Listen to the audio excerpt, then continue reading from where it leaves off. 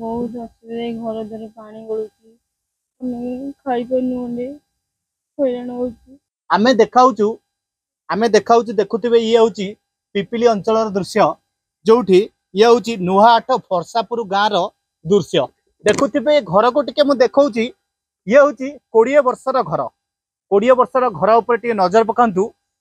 जहाँ तो पूर्व थिला फनी भी मध्य खेती करी चली जाइतिला किंतु ये होची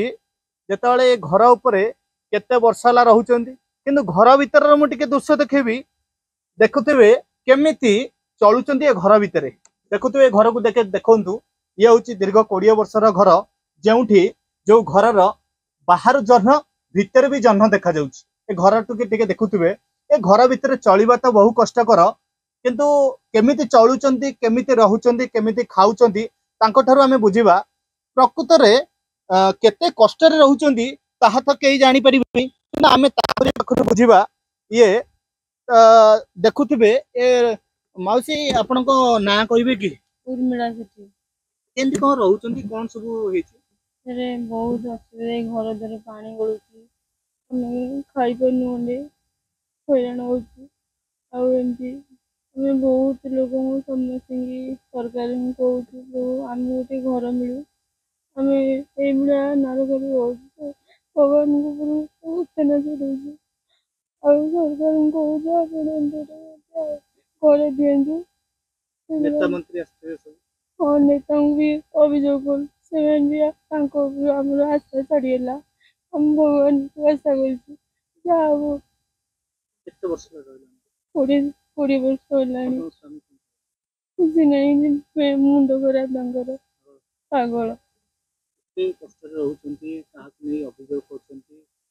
आम निजे कहलु सब जो माने भी अभियोग कलु से भी कहीं शुणिला नहीं आम कथा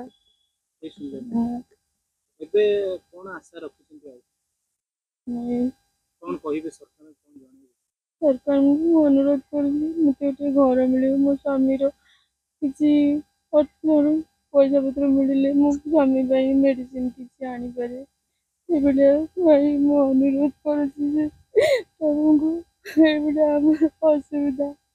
देखो जितेबाला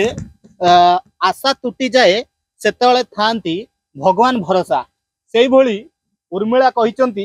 किंतु तांको नेतांको उपरु तुटी जाइए आशा भगवान होचंती साहा भरोसा ए कथा कहले कहीं ये हूँ दीर्घ